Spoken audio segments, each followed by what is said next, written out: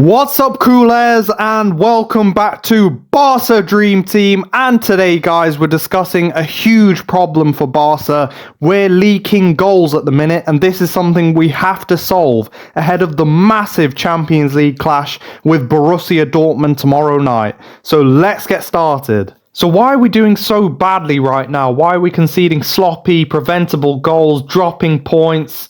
Well, first I want to focus on the transition. Let's say we're on the ball, we're in the opposition's half, we're creating, right?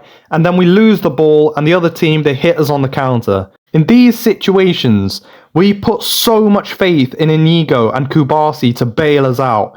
If the striker comes down the middle with the ball, we either shut them down, rob them, win the ball back, or we push them out wide, away from goal, away from Iñaki, and the chance is over. And then the third thing that we're used to seeing is Iñaki rushing out nice and early. He can sense the danger and he'll hoof the ball out of play. The point is we don't concede many goals from runs down the centre of the pitch. Kubasi and Inigo, they've got that locked down. The wide areas though, well that's a different story, and I'll come on to that later on. But I think, first of all, we have to address the offside trap. It's not been as effective as it was a few weeks ago. We started the season so well. The communication, the organisation, the chemistry, it was perfect. We saw our back line step up at the right moment every single time we were under a bit of pressure. And it was so successful in the Clásico, even against the pace of Mbappe, Vini, Rodrigo, Bellingham. In the biggest test, our defence came out on top, and we even secured a clean sheet. So Madrid, they actually had 12 offsides called against them, but in recent times, we haven't been as successful with the offside trap. At times, it's been because we've been without Alejandro Balde. Gerard Martin, well, he's not good enough at all, is he? That level of communication, the chemistry, it just wasn't there. But even with Balde back in the team now, it's still not really worked out, has it? You look back to the weekend and we didn't catch Betis offside even once, right? So I think that has cost us at times. But the main problem for me, it has to be the wide areas, guys. We've really struggled to defend the wings. So when we're pressing, we've already discussed in a previous video, the curved runs of Rafa and Lamine. That means the only real way out for the opposition is the wide midfielders. And how we defend these situations, that's the problem. Whether it's out to the left or the right, it's pretty much the same issue for us. But I've noticed teams tend to target our left-hand side because they know how attacking Balde can be.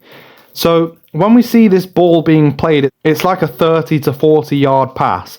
So the winger, they have to bring the ball down perfectly because you've got Alejandro Balde closing him down, getting tight to his man, right?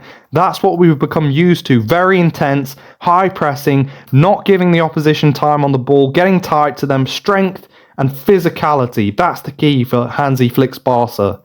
But it means you've got a huge space in behind the fullback, and that causes us a lot of problems. We see Inigo try to cover that space, and Kubasi generally takes charge of the centre, but that is a lot of grass for Pau to cover, and it's difficult even for him to close that space down. If the ball gets played in behind there, well, we're in trouble, and that's exactly how Fabio Silva scored against us a couple of weeks ago. Another problem with that massive gap behind the fullbacks is if the ball gets played in behind and you're 1v1 with Inigo Martinez, well, that's a big problem there as well. Obviously, this season, Inigo's positioning has been excellent, but pace is the issue here. If the forward gets in behind Inigo, he can shoot, he's got options for a cutback, he can go near post, far post.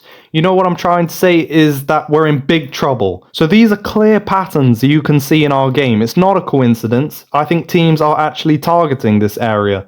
And I've got no doubt that Hansi Flick, he's looked at this, but we haven't really seen an improvement.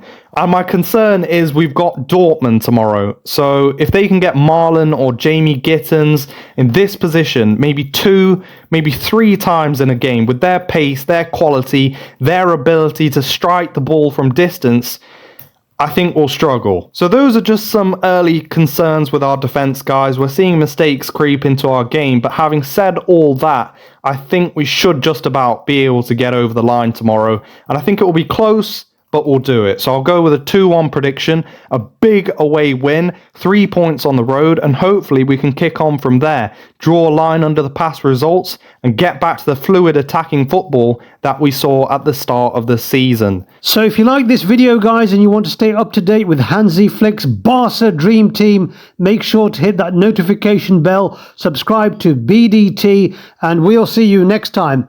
Visca Barca!